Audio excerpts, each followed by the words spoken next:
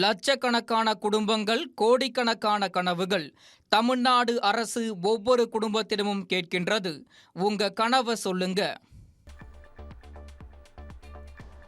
டெல்லியில் குடியரசு தின விழாவில் பங்கேற்ற படைகள் குடியரசுத் தலைவரிடம் அனுமதி பெற்று பாசறை திரும்பின. பேண்டு வாத்திய குழு இசை நிகழ்ச்சியுடன் பல்வேறு வியூகங்களை வடிவமைத்து காட்டி அசத்திய ராணுவ வீரர்கள்.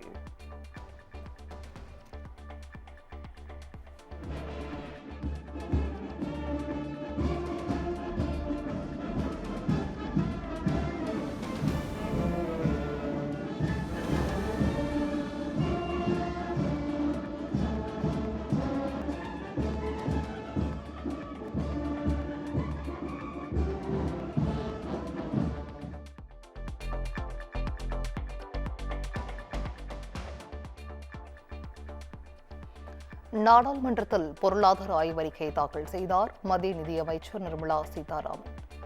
கடந்த ஆண்டின் பொருளாதார வளர்ச்சி குறித்த விவரங்கள் வெளியீடு.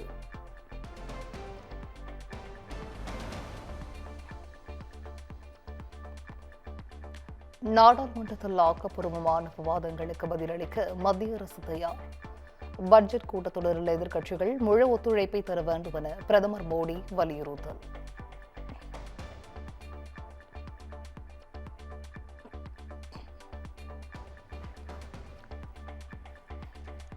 140 கோடி இந்தியர்களின் எண்ணங்களை குடியரசுத் தலைவரின் உரை பிரதிபலித்துள்ளது. குடியரசுத் தலைவர் உரைக்கு நாடாளுமன்ற உறுப்பினர்கள் மதிப்பளிப்பார்கள் என நம்புவதாக பிரதமர் மோடி பேட்டி.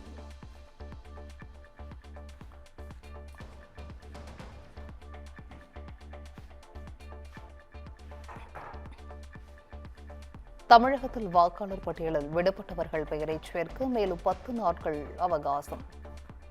திமுக தொடர்ந்த வழக்கில் தேர்தல் ஆணையத்திற்கு உச்சநீதிமன்றம் உத்தரவு.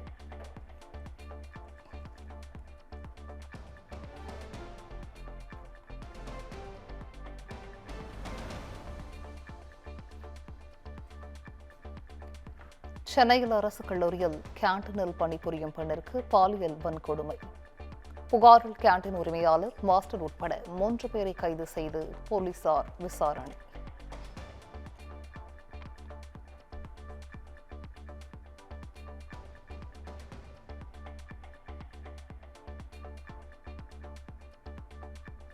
கேண்டீனில் வேலைக்கு வைத்த பெண்ணிடம் கேண்டீன் உரிமையாளர், பணியாளர்கள் இருவர் பாலியல் அத்துமீறலில் ஈடுபட்டுள்ளனர்.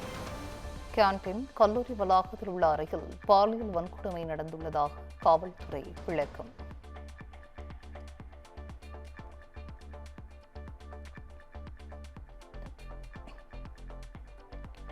கேண்டீன் உரிமையாளர், ஊழியர் உள்ளிட்ட 3 பேருக்கு பிப்ரவரி 11ஆம் தேதி வரை நீதிமன்ற காவல். இளம்பெண் பலாத்கார வழக்கில் சென்னை சைதாப்பேட்டை நீதிமன்றம் உத்தரவு.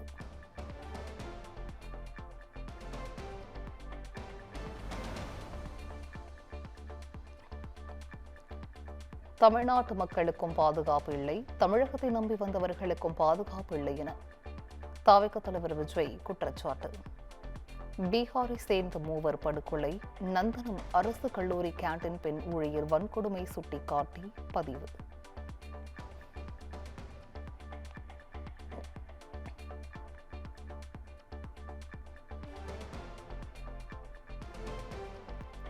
திமுக ஆட்சியில் பல்வேறு துறைகளில் ஊழல் நடைபெற்றுள்ளதாக எடப்பாடி பழனிசாமி குற்றச்சாட்டு.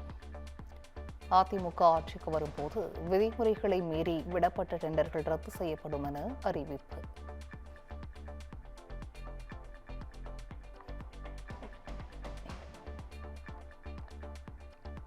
பொதுக்குழுவில் எடுக்கப்பட்ட முடிவின்படி ஓ பன்னீர்செல்வம் அதிமுகவில் சேர்க்கப்பட மாட்டார்.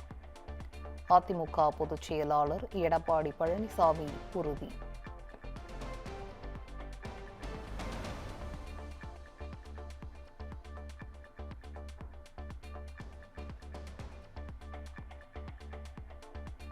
தாவேகா தலைவர் விஜய் நல்ல நடிகர், நல்ல அரசியல்வாதி அல்ல என எடப்பாடி பழனிசாமி கடும் விமர்சனம். கரூரில் துயர் சம்பவம் நேரிடும் போது நேரடியாக மக்களை சந்திக்காதவர் எப்படி நல்ல தலைவராக முடியும் என கேள்வி.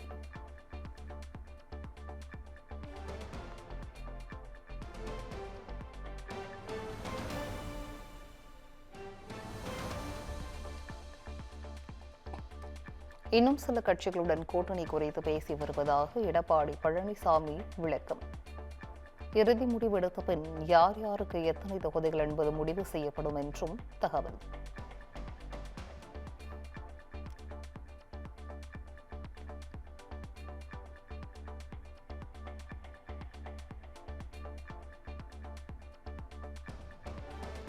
தேர்தலில் போட்டியிடுவது குறித்து தற்போது வரை முடிவெடுக்கவில்லை. தனி கட்சி தொடங்கும் எண்ணம் இல்லை எனவும் ஓ பன்னீர்செல்வம் விளக்கம்.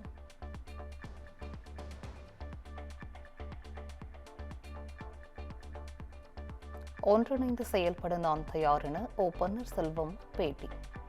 இணைவதற்கு எடப்பாடி பழனிசாமியிடம் டிடிவி தினகரன் வலியுறுத்துவாரா எனவும் கேள்வி.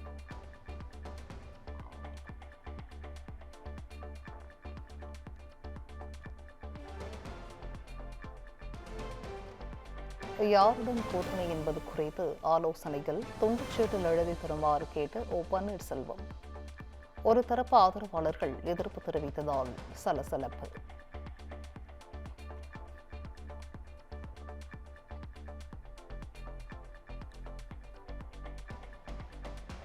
(2026) பாஜக போட்டியிடும் தொகுதியில் நெல்லையும் இடம்பெறும் என நயினார் நாகேந்திரன் பேட்டி. நெல்லை தொகுதியில் போட்டியிடுவேன் என்று உறுதி.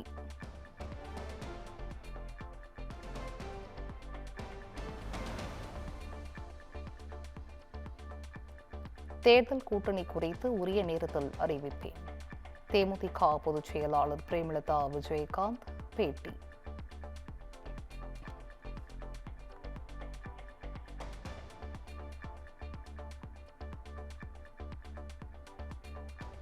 அடுத்த கட்ட கூட்டணி பேச்சுவார்த்தைக்காக வெள்ளிக்கிழமை சென்னை வருகிறார் பியூஷ் கோயல்.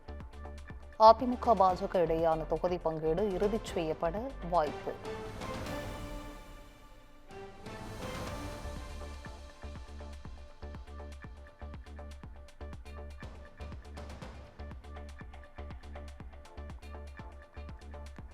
அரியலூர் சுண்ணாம்பு கல் சுரங்கத்திற்குள் நுழைந்ததாக பதியப்பட்ட வழக்கை ரத்து செய்யக்கோரி அன்புமணி மனு தாக்கல்.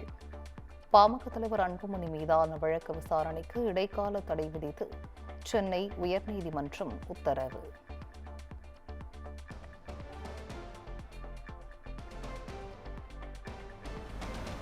சிதம்பரம் நடராஜர் கோவில் கடகசபை தரிசன விவகாரம் அரசியலாக்கப்படுகிறது. பொது தீட்சிதர்கள் தரப்பில் சென்னை உயர்நீதிமன்றத்தில் குற்றச்சாட்டு.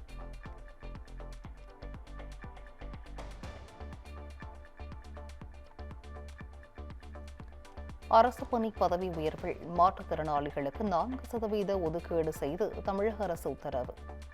மாற்றுத்திறனாளிகளுக்கு தகுந்த பதவிகள் அடையாளம் காணப்பட்டு அரசாணை வெளியீடு.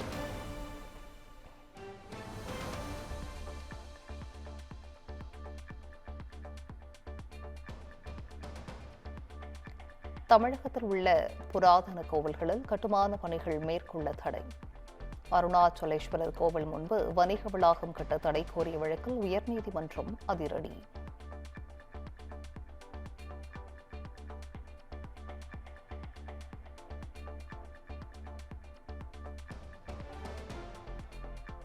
சம வேளைக்கு சம ஊதியம் வழங்க கோரி இடைநிலை பதிவு ஆசிரியர்கள் 35வது நாளாக டிபி அலுவலகம் முன்பு போராட்டம். குடும்பத்துடன் போராட்டம் நடத்திய 500க்கும் மேற்பட்டோரை கைது செய்தது போலீஸ்.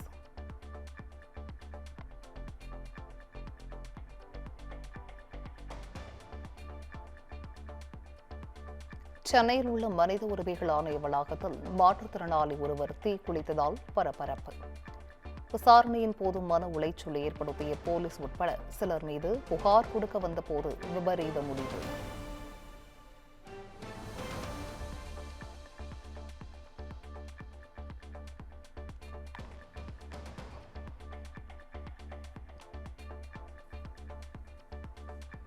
சென்னை அண்ணாநகர் சிறுமி பாலியல் வன்கொடுமை வழக்கில் போக்சோ சட்ட விதிகளை பின்பற்றாத காவல் அதிகாரிகள் மீது நடவடிக்கை எடுக்கப்பட்டதா? சம்பந்தப்பட்ட அதிகாரிகள் மீது துறை ரீதியான விசாரணை நடவடிக்கையின் நிலை குறித்து அறிக்கை தாக்கல் செய்ய தமிழக அரசுக்கு உயர்நீதிமன்றம் உத்தரவு.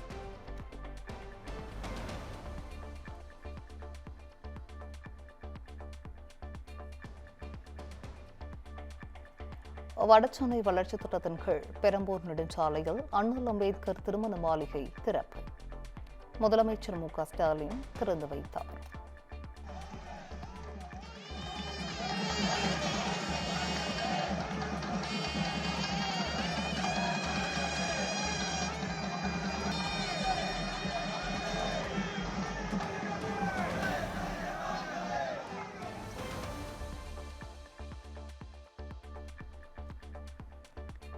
சென்னையின் கட்டமைப்பை செதுக்கிட திட்டங்களை நிறைவேற்றி வருவதாக முதலமைச்சர் மு.க.ஸ்டாலின் பேச்சு.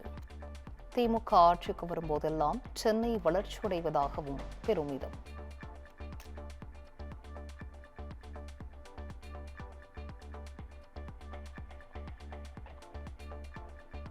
இரண்டாயிரத்து 15ஆம் ஆண்டு செயற்கையாக உருவாக்கப்பட்ட வெள்ளத்தால் சென்னை மக்கள் கடுமையாக பாதிக்கப்பட்டனர்.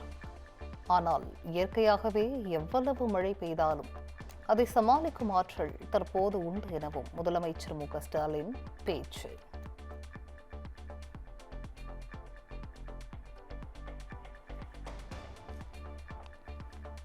கோவையில் முதலாவது ஜவுளி மாநாட்டை காணொலியில் தொடங்கி வைத்தார் முதலமைச்சர் மு.க.ஸ்டாலின். ஜவுளி நிறுவனங்கள் அதிநவீன இயந்திரங்கள் வாங்க 20% மானியம் வழங்கப்படும் என அறிவிப்பு.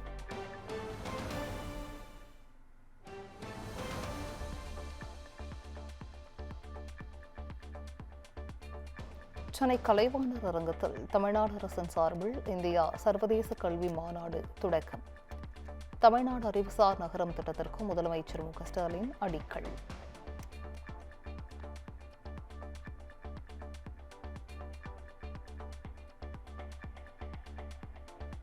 சுமார் 822 கோடிகள் அதிநவீன வசதிகளுடன் பிராட்வேயில் புதிய பேருந்து நிலையம் முதலமைச்சர் மு.க.ஸ்டாலின் அடிக்கல் நாட்டினார்.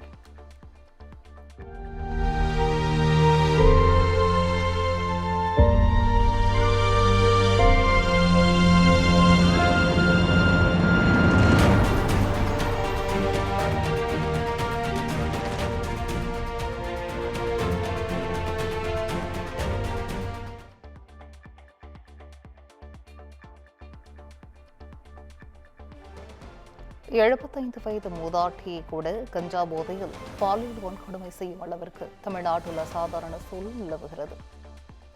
திமுக அமைச்சர்களும் ஆணவமாக செயல்படுவதாக அதிமுக கடும் விமர்சனம்.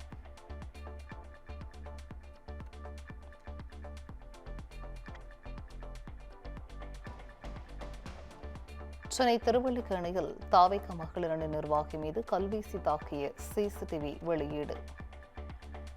வீட்டிற்கு மெட்ரோ பைப்லைன் அளிப்பது தொடர்பாக தகராறில் கல்லால் தாக்கிய சம்பவம் தொடர்பாக போலீசார் விசாரணை.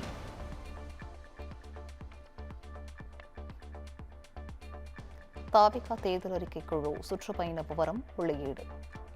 பிப்ரவரி 1ஆம் தேதி மதுரை, தேனி உட்பட 8 மாவட்டங்களில் சுற்றுப்பயணம் மேற்கொள்கிறது.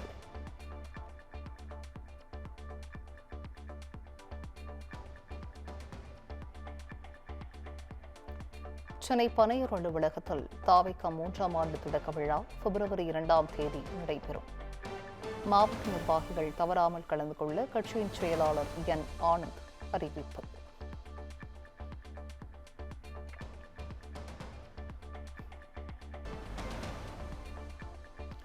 மதுரை மாவட்ட ஆட்சியர் அலுவலகத்திற்கு கிராம மக்களுடன் சென்று மனு அளித்த ராணுவ வீரர்கள். கல்குவாரிகளை மூட நடவடிக்கை எடுக்காவிட்டால் தேர்தலை புறக்கணிப்போம் என எச்சரிக்கை.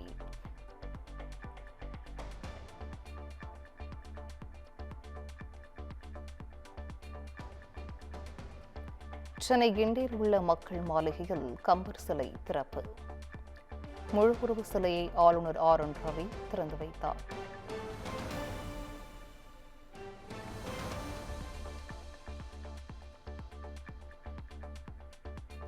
சென்னையில் ஆபாசமாக பேசிய நபரை தாக்கி போலீசில் ஒப்படைத்த துணை நடிகை. சம்பந்தப்பட்ட நபரின் இருப்பிடம் அறிந்து சென்று இழுத்து வந்து தாக்கிய வீடியோ இணையத்தில் வைரல்.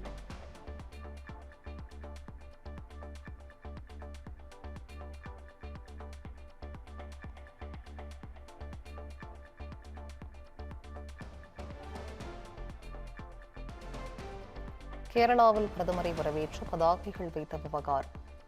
20 லட்சம் ரூபாய் அபராதம் விதித்த அதிகாரி இடமாற்றம்.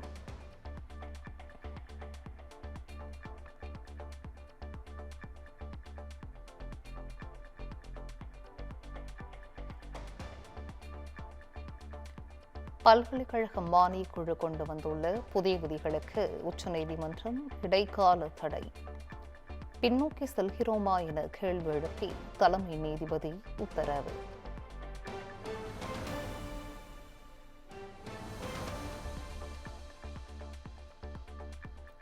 மகாராஷ்டிர துணை முதலமைச்சர் அஜித் பவாரின் உடல் பாரமதியில் தகனம். அமித்ஷா, தேவேந்திர பட்னாவிஸ் உள்ளிட்ட தலைவர்களுடன் திரளான மக்கள் பங்கேற்பு.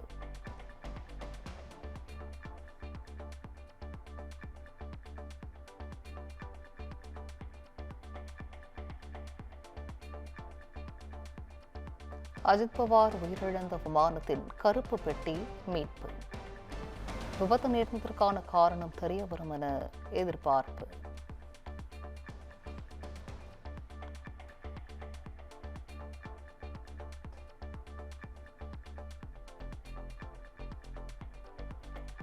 கொலம்பியாவில் தரையிறங்கும் நேரத்தில் விமானம் விபத்து. விமானத்தில் பயணித்த ஒரு எம்பி உட்பட 15 பேர் பலி.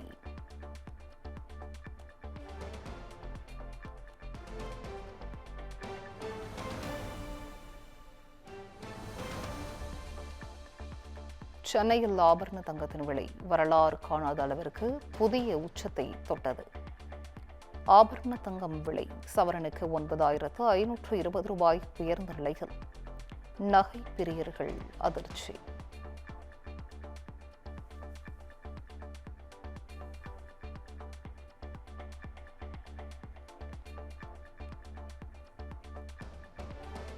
தங்கத்தை தொடர்ந்து வெள்ளியின் விலையும் புதிய உச்சத்தை தொட்டது. கிலோவிற்கு 25,000 ரூபாய் உயர்ந்து 4,25,000 ரூபாய்க்கு விற்பனை.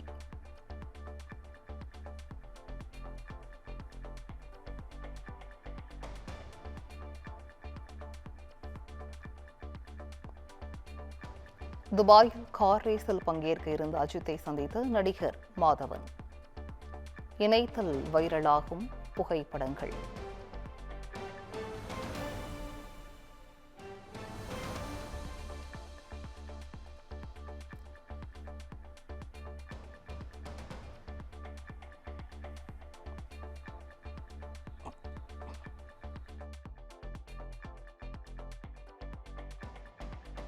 லட்சக்கணக்கான குடும்பங்கள், கோடிக்கணக்கான கனவுகள். தமிழ்நாடு அரசு ஒவ்வொரு குடும்பத்திடமும் கேட்கின்றது. உங்க கனவை சொல்லுங்க.